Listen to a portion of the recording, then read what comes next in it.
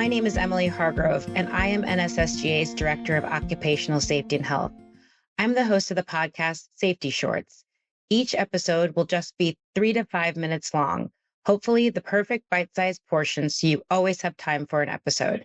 Whether it's tuning in for a toolbox talk or just tuning in to see what's new and reflect on safety. Hi, I'm Emily Hargrove, Director of Occupational Health and Safety at NSSGA. Thank you for joining us for this episode of Safety Shorts. November is National Diabetes Month, a time when communities across the country seek to bring attention to diabetes. And that's what we're talking about in this episode. With me today to share her story is Rachel Proper with Caterpillar Safety Services. Rachel, welcome. Thanks for having me on the podcast, Emily. My story today that I want to share is really about my 13-year-old daughter who was diagnosed with type 1 diabetes in February of this year. And in case people aren't familiar, type 1 diabetes specifically is actually an autoimmune disease. So it's where our body attacks insulin-producing cells in the pancreas, leading to a reduction and usually a depletion of insulin. And of course, insulin helps regulate our blood sugar. So if it isn't caught or managed well, there can be some really severe complications, including death. And my goal of sharing the story today is to really help bring awareness to the signs and symptoms of this disease. It was due to my own familiarity with type 1 diabetes that I was able to help catch my daughter's symptoms early before anything became too serious. And this is because my dad was diagnosed as a type 1 diabetic 32 years ago. And I vividly remember his symptoms when he was diagnosed. And I have a lot of firsthand experience helping when he would have out of range blood sugars as well. So for my daughter's story, it actually started in the fall of last year. She started losing weight unintentionally, and I knew this was a sign, but there were no other symptoms that I had noticed at the time, so I kind of tucked it away in the back of my head. And in hindsight, I recognize now that I missed another sign, which was that she had increased hunger. So she was eating a ton of food, yet still unintentionally losing weight. So then fast forward to the very last day of January in 2025, it was a Friday morning. And she told me that she woke up 6 times the night before to urinate. And I asked if she was extra thirsty too, and she said yes. And it was those two things combined with her weight loss, which were red flags that I knew I couldn't ignore. And due to our family history, we had some blood glucose monitors at our house. So I asked her to check her blood sugar. And when she did, the meter read high. No numbers, just high. So I called my dad, and he strongly urged me to get her to the emergency room because that meant her blood sugar was too high for the meter to even read. By the time I got her to the emergency room, she had also developed a headache.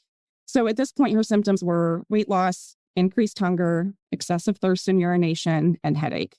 And the ER was also checking for other symptoms of high blood sugar like nausea, vomiting, blurred vision, and even tingling or numbness in her legs. After many tests in the ER, they came into the room and told us that her blood sugar was 886. So for context, if people aren't familiar, her current management plan has her ideal blood sugar range between 70 and 120. So 886, needless to say, was excessively high. She was put into intensive care that night as they treated her for diabetic ketoacidosis, or DKA, which is actually a life-threatening condition. It's when your body can't make enough insulin to produce glucose for energy, and so it leads to a buildup of ketones in the blood. Thankfully, because of my awareness, we caught it early enough that she was not in a life-threatening situation. So now we're living with managing the disease, and for any diabetic, her blood sugars can sometimes run too high or too low. And so these are things that are helpful to know and be aware of, as if they're not untreated, it can also be pretty problematic. I already shared some of her symptoms when her blood sugar was running high when we went to the emergency room. So I also want to share those symptoms for when people have blood sugar that is too low.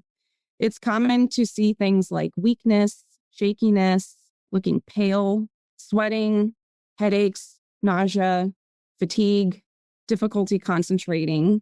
And if the blood sugar that's too low is not addressed with some sort of fast-acting carb, symptoms can actually worsen to things like confusion or an inability to follow directions, complete routine tasks, sometimes unusual behavior. For this, I specifically remember my dad, when his blood sugar was too low, almost reverting to a toddler-like state where he wasn't cooperative. So things like that can happen too.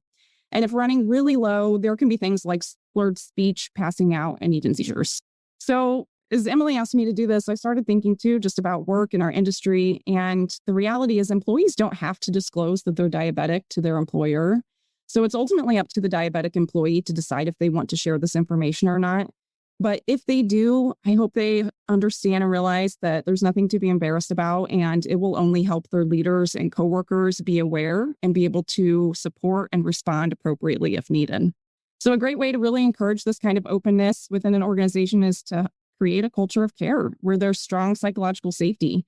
And this means building trust and fostering an environment where employees feel like they belong, are cared about, and feel comfortable speaking up. And maybe you aren't aware of someone's condition, or perhaps someone hasn't even been diagnosed yet. My hope with this story today is that it just helps increase awareness and can help someone in need. Rachel, thank you so much for your willingness to share your story. Early detection and management of diabetes can help prevent serious complications, and knowing these signs and symptoms definitely helps raise this awareness. To our listeners, thank you for tuning in. I'm Emily Hargrove. Stay safe.